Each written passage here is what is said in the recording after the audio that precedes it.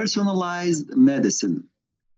In old traditional medicine, the principles were different compared to modern medicine. For example, during Hippocrates or Avicenna, which are very famous physicians in the past centuries, the basic and the principles of medicine was based on four, different entities, which were water, wind, fire, and soil.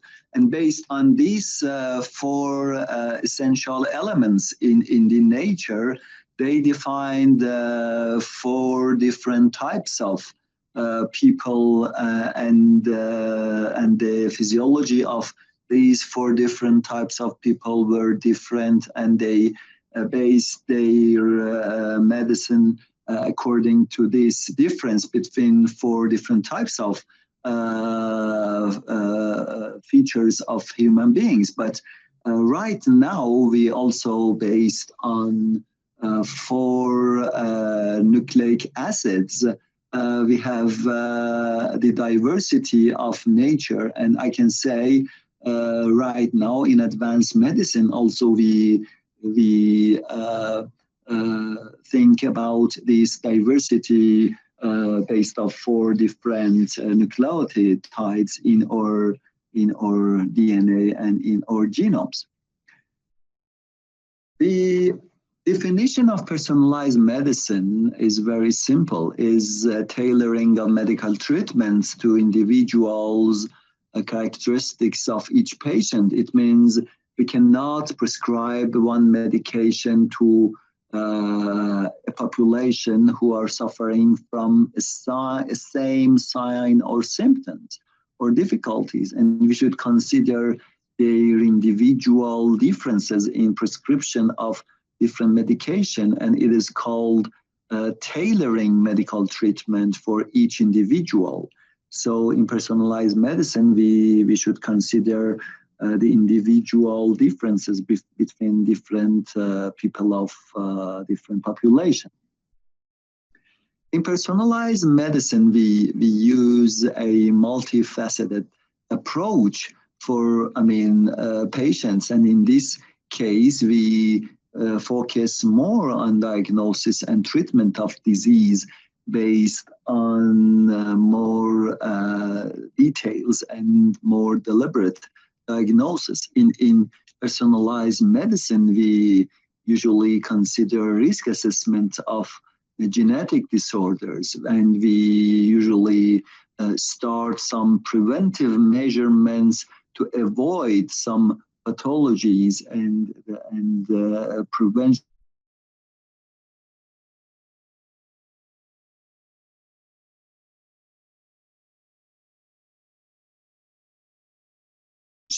is advanced technologies for early detection of any disease and any pathology in molecular level. And also in personalized medicine, you have more accurate device and more accurate approach, usually molecular approach for confirmation of diagnosis. And also in personalized medicine, we improve the outcome of treatment based on this advanced treatment, and also we can provide better management service for the patients. I would like to introduce some points related to personalized medicine. Nowadays, some companies in the world started proposing, commercially proposing some whole exome sequencing services, and you can see these whole sequencing projects are right now feasible, and families can go to these companies and ask for their whole genome sequencing. And when you have your whole genome sequencing, you can understand the risks of your genome, and you can start following some preventive measurements in this case. So right now, everyone can do whole genome sequencing. But what was happened in recent decades? In recent decades, the Human Genome Project was successfully finalized, and after that, we have more and more medications based on pharmacogenomic information.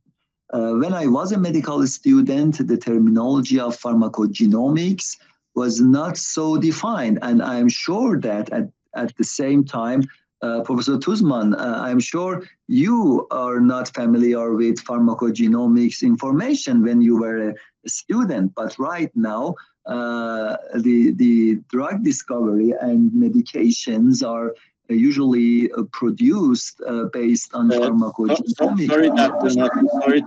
Sorry to interrupt you. I was familiar with the case in 2003. 2003, yeah. It means, when I was in the United States, I was familiar with the key term. Yeah. But when were you a student, for example, a bachelor student, you were not familiar with it? I was a postdoc. I was a postdoc at the You were a postdoc. I mean, I would like to emphasize on the, novelty of this approach. It's very, new. Yeah, it's very new. So based on pharmacogenomics, we can define some medications and some approaches based on the individual's differences. So here again, I provided some practical information based on pharmacogenomic information and pharmacogenomic-based medications. The first medication is one of the, most successful medication in the world. It is a kind of monoclonal antibody. We usually call it Herceptin as a, commercial name, but its scientific name is trastuzumab. It is a monoclonal antibody usually used to block HER2 receptors on breast cancer cells. And interestingly, when you use this kind of monoclonal antibody, the cancerous cells cannot survive because they lose their growth factors needed for their proliferation and for their growth. So it could be the next step in personalized medicine. The second success story in this case is related to lung cancer. Lung cancer was one of the most lethal types of cancer, and the patients with lung cancer usually couldn't survive, and their survival rate was almost zero. But after introducing pharmacogenomics, the new advanced methods in treatment of lung cancer developed, and some specific monoclonal antibodies and also some specific kinase inhibitors proposed in the market. And right now we can see these people use this medication, and their overall survival rate is remarkably and significantly increased. So it's a great success in the history of medicine. Also, another great example in this field is pharmacogenomics in developing new medication for melanoma. Melanoma was a lethal cancer. And when I was a medical student, we thought it's not possible to help people suffering from melanoma, and they have to have a tragic end with this pathology. But right now, thanks to advancement in pharmacogenomics and thanks to our knowledge in molecular biology, we could recognize the specific mutation of patients in melanoma, and we could target specifically and use a specific kinase inhibitor to help these patients to survive and help them more. Another great example for personalized medicine, I bring it here, is related to a company in the US, the company called Allomap. And this company is a startup company. They are working on developing some algorithm for patients after organ transplantation to predict their vulnerability to organ rejection and to score the risk of organ rejection in these patients based on some soluble biomarkers. And these are some, okay. Here you can see the table and the algorithm they use to evaluate their patients and give them some scores based on an expression profile, and based on this table they can evaluate the condition of transplanted organ, and if the risk of rejection is high, they can start using some preventive measures in this case. So this is another story behind personalized medicine and using pharmacogenomics to help patients in this case. And it may be interesting for you, for this Allomap, the company I told, it was a cohort study in some hospitals in US. The study called Cargo 2, in which they started analyzing some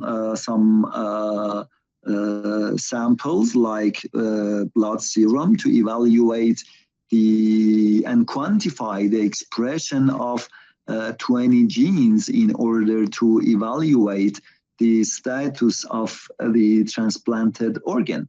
And it helped them to finally develop and launch a scoring system to evaluate the status and condition of transplanted organ.